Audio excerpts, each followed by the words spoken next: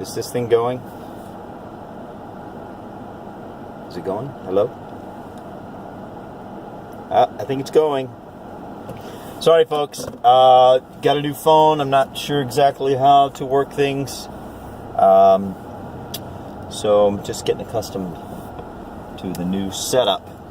New phone, new dash, whatever you call this thing, holder that holds the phone in place. I used to have one that went in the AC vents. Now this one is a magnet. Has a magnet on it, and there's a little tiny square you put on the phone that is the metal that is attracted to the magnet. So anyway, just a new setup, that's all. And the phone is slightly behind the steering wheel, so I lean over like this a lot. Not that I have to, because the camera is pointing out to the side like out there, so the camera's not, that's why the camera's not picking up the steering wheel, because it's off to the side. Anyway, I'm going to try to, one thing I really like about Dr. Berg, that's Dr. B-E-R-G, B like boy, E like Edward, R, G like George. I don't know the official, what is it, NATO? Phonetic alphabet? I'm not sure if it's NATO, but I don't know the official naval, maybe it's naval as opposed to NATO. I don't know the official phonetic alphabet, so anyway. B is probably Bravo, E is Echo, R is, I don't know, and G is, I don't know either. But anyway, one thing that's awesome about Dr. Berg's videos is they're so short. They're like 3 to 5 minutes, information packed. But of course, you know, he has 30 million views on YouTube, so he's more or less a professional YouTuber, somewhat, to a certain degree. And he's a doctor, and, you know, he's official, you know. I'm just a guy riding around in my car making videos, and have 30 views, you know, and out of those 30, probably 1 or 2 watch the entire video. You know, I don't know. Maybe it's more than that. Who knows? You just never know. That's the thing. You never know, you know. But that's what's great about Dr. Berg's videos, is they're so short, they're so information-packed. So I'm going to try to see if I can imitate him. I don't expect to have very much success, at least not in the beginning, because it's just not my personality. Now, I will say that he has other videos that are quite long, so I don't know. Maybe it's not a requirement, maybe it's just a feature, and everybody has a different level of appreciation for different features. What I want to talk about today, though, is the fact that I turned on NPR the other day, and wow, I used to listen to NPR every morning, and it's been a while since I've listened to it. And oh my gosh, I mean, the Orwellian utopian vibe was just overwhelming, you know. You know how, I don't know if you've had this experience. I don't know if you've had this experience where you don't watch TV for a while, and then you go back and you watch TV, and you have to sit there through these commercials, and you're just like, who the heck would ever sit here and watch this many commercials? That's how you feel at first, but then you do it for a while, and after a while, it's just like, it's just normal. You don't even think twice about it. Oh yeah, it's another commercial. You start finding commercials you like, commercials you don't like, and you start enjoying the commercials a little bit, you know.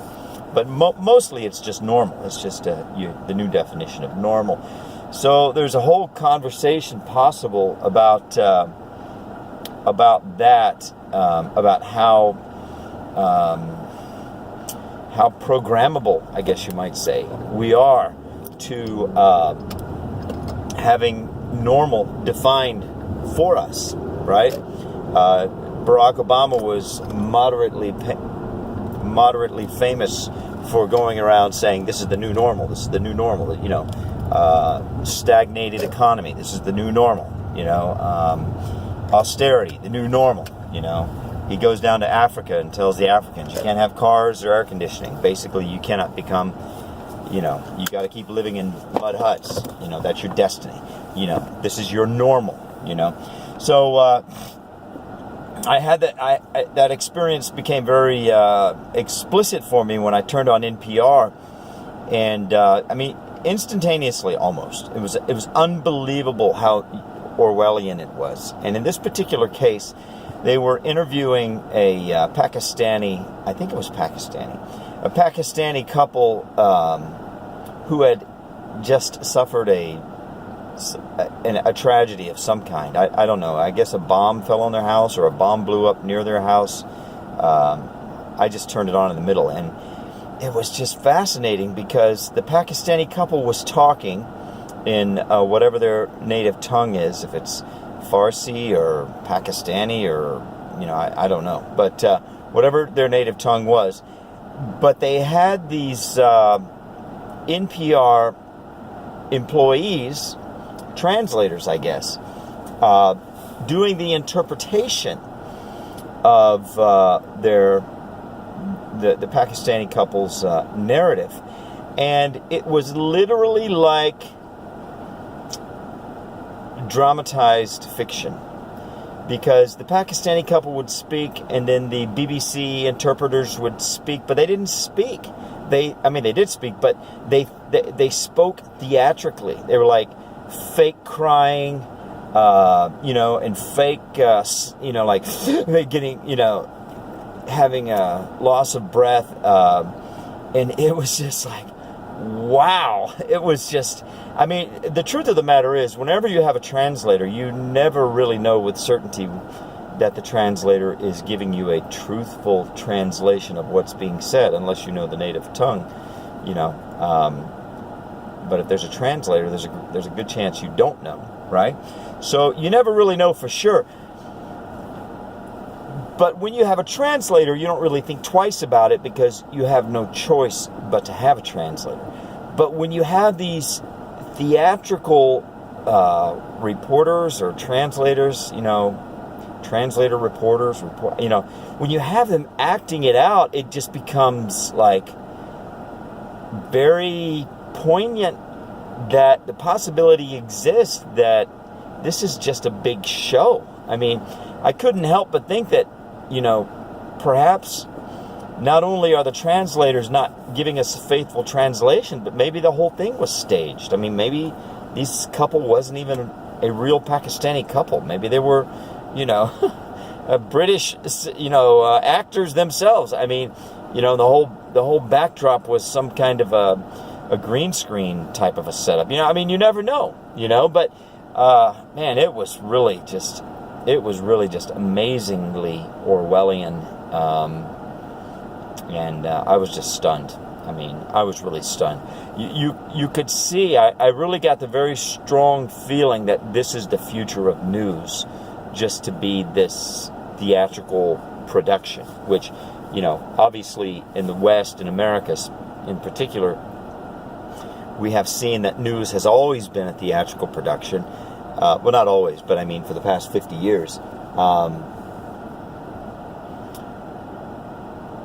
But when BBC takes it to the level of having translators fake crying and fake sobbing, I understand what their defense of what they were doing would be.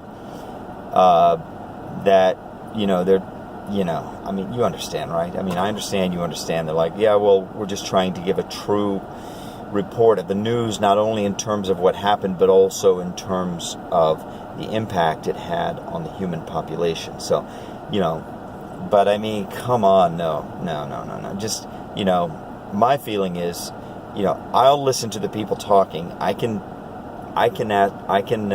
discern emotion in what they're saying. I don't need to have your actor, reporter, translators acting out their feelings. It's just, oh man, it was bizarre. It was like Bizarro World.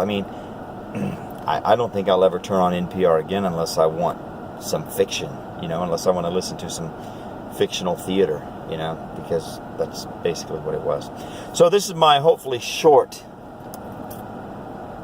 video log.